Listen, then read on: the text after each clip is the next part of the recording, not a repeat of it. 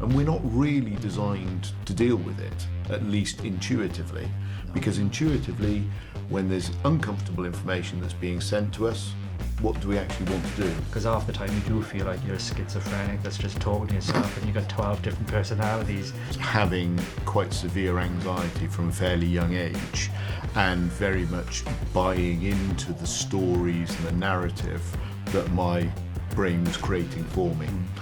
Yeah, because in one sense we know that we need to talk, but we also have the pessimism that when people say you can come to me, we know full well that that is perhaps a 50% truth. So there's so many aspects around the recording that are beyond sort of all the technical aspects about making sure that what how you're producing your content and making sure that it actually meets with your own expectations of how you see yourself. And I think that's really crucial.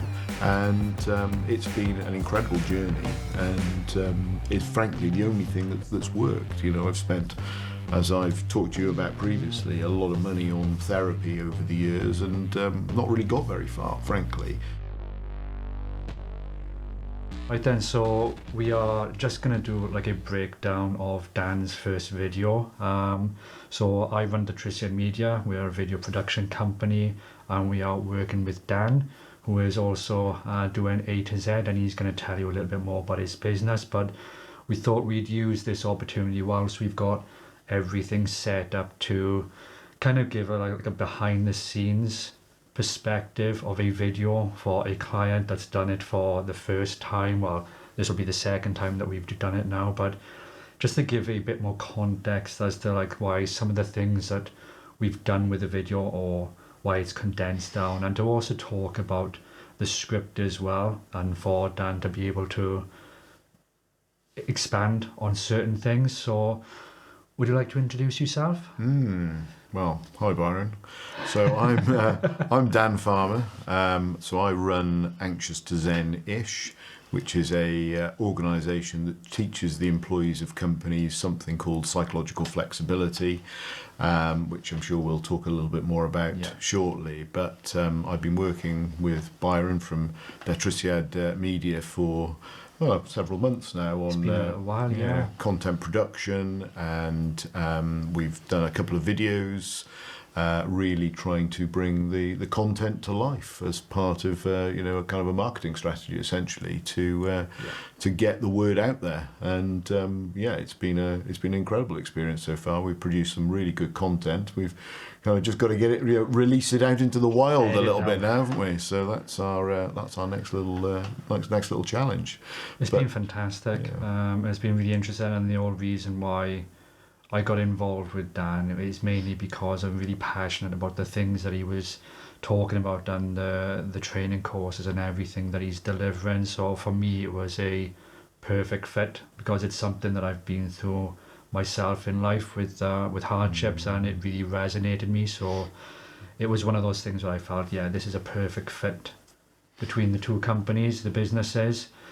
So what we've done over the last couple of months is that we've been looking at content ideas for Dan to release to the public and to help facilitate with his business. And one of the things that we started doing was we created blogs and the ideas for the blogs and the imagery and everything. And once we had those three in place, that's when we decided then we were going to do the videos to help supplement that, and that's why we're here today. So this is the second revision that we've done on the first video, which is prevention is better than cure. And Dan's going to elaborate a little bit more on this because we've got a script that we've done, and we've been collaborating on this, and we've got it down nice and condensed now. We have. But obviously there's a lot of stuff that, because of viewer retention, that Dan can't elaborate on. So for instance, there's part of the script whereby Dan have said we've had more moments in our lives that have really hit us hard. So would you like to expand on that, where you can really say what you mean by that for the context of the video? Absolutely. So inevitably within life, stuff happens. We can't avoid the pain which inevitably comes with life experiences. So that can be anything from a bereavement to a breakup of a relationship, or to something that's a little bit more benign, but it can be, you know, constant stresses in a work environment which lead to, you know, procrastination, avoidance, fear, anxiety, and you know, ultimately potentially absenteeism. But it's the build-up of all of those stresses that can lead to a narrowing of our psychological focus and lead to kind of inflexible thinking, effectively. And what we end up doing is really focusing on what we perceive to be the problem, rather than necessarily trying to work out what would be a sensible solution, or even recognizing that sometimes our thoughts are just thoughts and they're not actually particularly meaningful or helpful. So that's what we're trying to do with this. So, Yeah, and I can see that obviously you've made the statement that we've all had these moments that have hit us hard, but what was it that particularly hit you hard that led you down this path to build the business that you have, and why you're so passionate about teaching it to other people? So for me, it was very much about just having quite severe anxiety from a fairly young age, and very much buying into the stories and the narrative that my brain was creating for me. So the more that I bought into those stories and those narratives, the more I effectively believed them. And because of that, I was starting to withdraw myself from aspects of my life and avoiding difficult or challenging things. So what I was doing was really just kind of compressing my life down into a smaller and smaller circle, and, you know, losing friendships and all sorts of things like that. And when I then came across ACT and I started learning it and applying it in my own life, it was almost like I was able to blow the balloon back up again and sort of expand my life into areas which I'd almost felt were kind of closed off to me. And it's been an incredible journey, and it's frankly the only thing that's worked. You know, I've spent, as I've talked to you about previously, a lot of money on therapy over the years, and not really got very far, frankly. But it was ACT was the one thing that really helped me, and you know, I feel that we should all be learning this stuff. You know, it's all about teaching people where the mental breaks are, how we can actually kind of take a bit of a step back when we are challenged by things that are going on in our lives, but recognise when those challenges are happening and be able to press on the brake. Okay, I recognise where I'm caught up here. Reset, realign, and continue on. Yeah, because it's strange enough, during doing this video, there were moments where you were going through that yourself again, where your mind was trailing off, and then you had to, and you said to me halfway through that, yeah, I've got to stop because I'm recognising certain things, and it's about breaking that pattern. Breaking that pattern, absolutely. Now, the whole purpose of this video, it was revolving around Stephen Hayes. So how does that connect with the things that you were doing? Okay. So Stephen Hayes did a lot of groundbreaking work into something called relational frame theory. And relational frame theory is all about how we use language and cognition to essentially get involved in our thoughts, which then can lead to the creation of networks in our brain, which ultimately can change our behaviour. So that, you know, his groundbreaking work really resonates in the 21st century, because we are fed so much information from various different sources, social media, from you know, the 24-hour news agenda, and because as a general principle, human beings are negatively biased, we're taking information in, we're linking that information together, often in a negative connotation. That gets into spirals of thinking in our brains, and then we start to behave in particular ways. And often that can be with avoidance, it can be with procrastination, it can be with anxiety about the future, the world, you know, these sort of almost esoteric things that we can't actually do anything about, that are, you know, existential, essentially, outside of our control. And essentially what he discovered with his learnings was that there is a better way. There's a far better way that we can actually manage our our concerns around the thoughts and the behaviours that we're bringing up, and using certain ACT techniques to cultivate awareness of when we're getting caught up in thinking allows us to take some action using, again, certain other ACT techniques to reorientate ourselves to what's important in our lives. Yeah, because it was when we first met, it was along the same lines that you said something like that. And for me, what really struck home is that in the job that, or the jobs that I've done in the past, usually when there's a problem, it would happen on a Friday. And then I don't work till Monday because I'm always 9 till 5, Monday to Friday. Indeed. And I'm not a worrier, but what I tend to do is I'm a scenario thinker. And I won't just think of one scenario. There'll be multiple issues. Each will have different problems. Each will have different exasperations of anxiety, of things that I can't fix, or things that I'm worried about being told off. And I will go through a plethora of different scenarios where there's no good outcome, and I will build my anxiety up right the way through till Monday. And then I'd get into work Monday and then be nothing. Yeah. There wouldn't be a problem, and the person that had the problem was like, yeah, don't worry, it's fine. Absolutely no consequences. And yeah. And we've all heard the saying, which is something along the lines of, I've worried about million things that kind of never came to pass. Yes. Because that's what we do, and there's very good reasons behind this. If we go back to kind of caveman days, well, we needed to have a negativity bias. We needed to kind of focus on threat, because if we didn't do that, we couldn't keep ourselves safe. But of course, we weren't being fed, anywhere near the amount of information that we're being fed now. And we're not really designed to deal with it, at least intuitively. No. Because intuitively, when there's uncomfortable information that's being sent to us, what do we actually want to do? We want to struggle against it. We don't want to feel uncomfortable emotions. We want to kind of push them away. Yeah. But through the act of pushing them away, all you're doing is sending a signal to the subconscious, which is, this is something to fear. And the monkey is banging the drum. Yeah. And then it's banging the drum louder, and it's banging the drum louder, and it's banging the drum louder until you pay attention to it. Yeah. And the techniques within ACT actually allow you to kind of make friends with that little monkey on the shoulder who's banging the drum.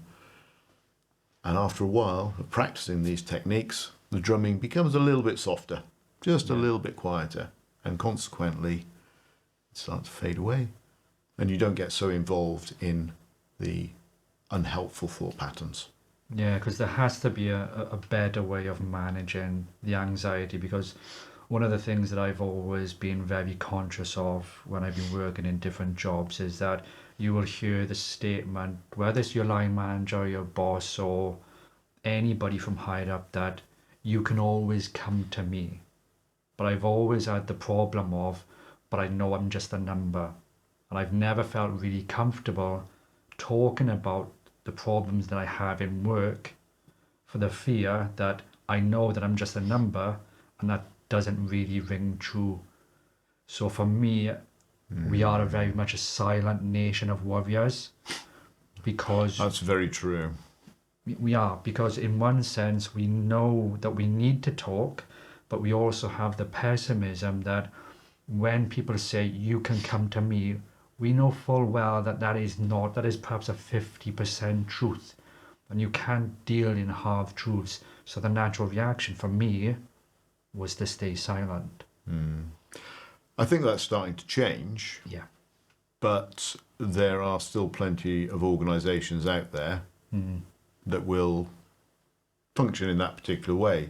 Yeah. And actually, in some cases, it's worse than that, because there are plenty of organisations who say, well, I pay you to do some work. I don't really care about your mental health challenges, even if resolving some of those mental health challenges might improve the quality of the work that's actually being done.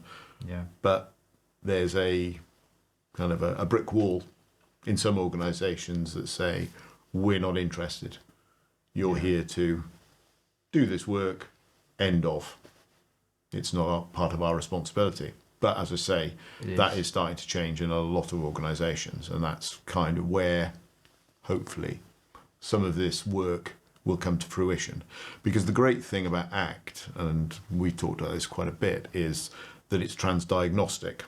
So it looks at the past as being immutable. We can't actually go back and change the past. I don't know if you've invented a time machine recently. I certainly haven't.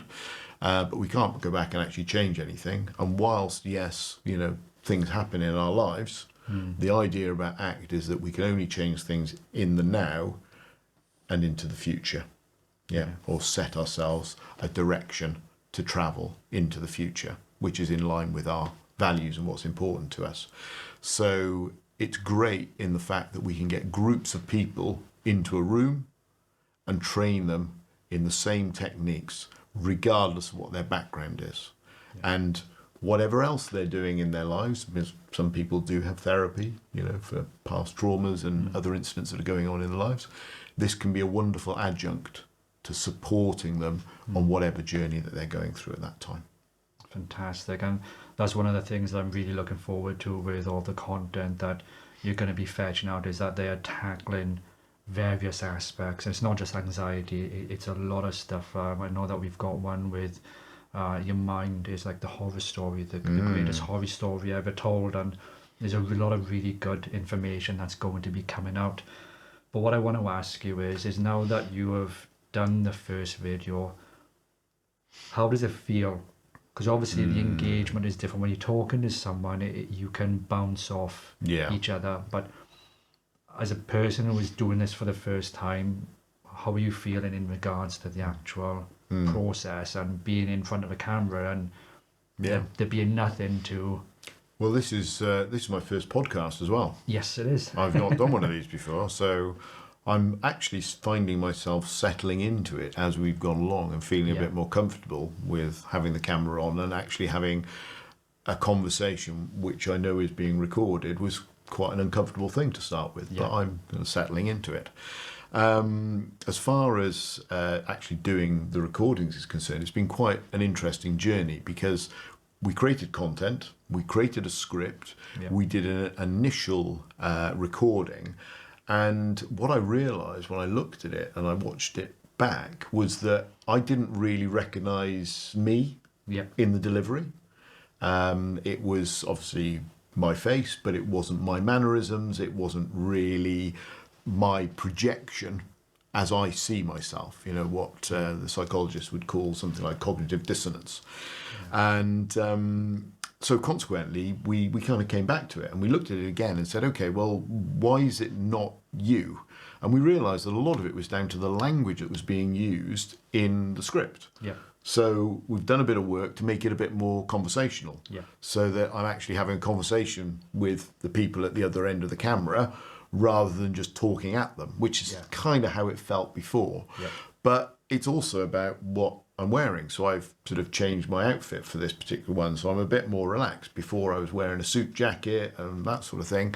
And again, I didn't feel as chilled and relaxed. So there's so many aspects around the recording that are beyond sort of all the technical aspects about making sure that what you're, how you're producing your content, and making sure that it actually meets with your own expectations of how you see yourself. And I think that's really crucial, because what you don't want to do, I guess, is when you meet people in person and they come along and say, oh, hi Dan, oh, you don't act anything like how you did on the camera. And there's, people kind of pick up on that as well, I think. So I'm hoping, based on the work that we've done here, that it's actually going to be a bit more genuine in terms of me and my personality and all the rest of it.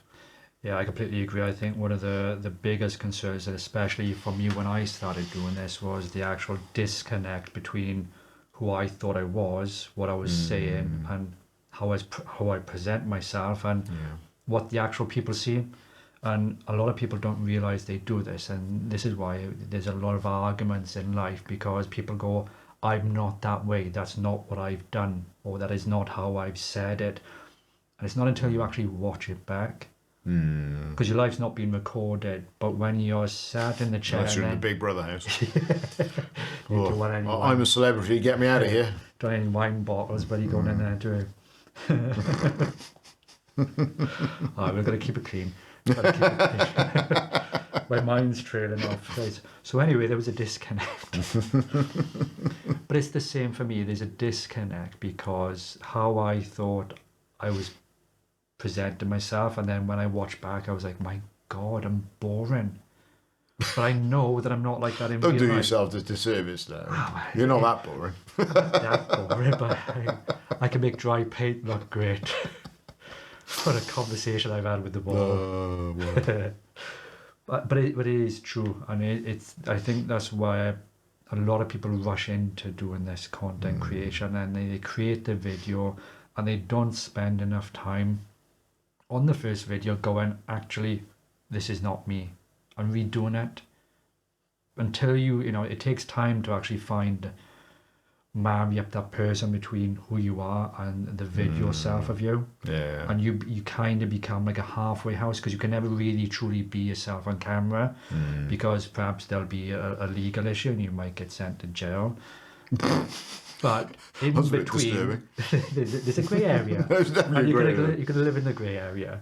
So no, but it's been really good as well because I personally thought that you did fantastic the first time around, and it wasn't until you said, yeah, but if you notice I'm doing this, and I was just like, yeah, I can see who you're referencing it to, and I was just like, right, okay, that is not who you are, but I can see it now. And it's again with the language, just because you've generated a script, it doesn't necessarily mean that whilst the content on that is fantastic, that it marries up well with the person. Yeah. And you have to go through that process, and you have to be okay with saying, right, we're going to shoot this, and if it doesn't work, be okay with it, because it's a learning process. Absolutely. Especially early on, but as we've been talking about, the idea is that we get to a point where we've almost got a formula that we can recognise that becomes repeatable, so that rather than spending as much time as we have done, obviously in the first time around getting it right. Yeah. We can produce further videos, further content, because we've got that kind of structure already in place. So it's come together really well. I'm really pleased. So thank you for this amazing setup that we've got around us. It's really, really impressive. Really but it's just actually nice as well to talk to someone else in the room. Because half the time you do feel like you're a schizophrenic that's just talking to yourself, and you got 12 different personalities, and then your wife's in the other room going, I'm married there. But it's true. It is true. I mean, I quite like talking to myself anyway. Yeah, I mean, on occasions, it's the best conversations I get. But makes more sense half the time. Especially if I'm talking to the 2-year-old, that's hard work. Daytime TV and children's TV. The torture no adult should have to go through. I'm a big fan of Hey Dougie at the moment, though. I cannot lie. Yeah, I'm a big fan of that. Yeah, they've got an amazing video on YouTube of Hey Dougie teaching the kids in his, I don't know, it's like a scout troop, brushing their teeth. And it's the only thing I can use to get my 2-year-old to actually, happily brush his teeth. To get a 2-year-old to do anything is fantastic. Absolutely, yeah. But I miss that age. I miss the age my boy we used to go around Tesco's, and he'd be looking up and he'd be like, oh, it's amazing. Ghost. He'd say little things, and then he was broken English and he sounded Polish, and I absolutely loved that age because he would do what I told him. He would wear what I want. Now, forget it. I've lost all hope. Yeah, well, they've got to grow, haven't they, unfortunately? Fantastic. You don't have to. Well, yeah, I know, but we've got to keep feeding them, otherwise but apparently it's not appropriate to not feed them. I do keep saying to Donna, my wife, can't we just sell them? And she's like, no, there's a thing on Facebook where you're not allowed to sell livestock. Oh, really? Yeah. On Facebook Marketplace, it's not allowed, is it? No, I did. I mean, livestock is kind of appropriate term, I think. But they are animals. Well, I did say to you, didn't I? Never work with children or animals, and I've been described at both at times. It's been interesting. I've got a little area by there where it's just a cage, so just in case he gets something wrong, I'm protected. Just in case he goes wild. It's bound to happen at some point. At some point. Yeah. But we'll leave it at that. So it's just a quick behind the scenes, just to introduce you to Dan. And obviously, we're going to do more of these just outside of the video, because whilst we're doing the content, it's not always easy to really let the personalities come through. So once we've done a video, we'll do a session like this afterwards. We'll talk about the content itself, provide a bit more information, and also then talk about the experiences of the video. So thank you. Thank you very much, everybody.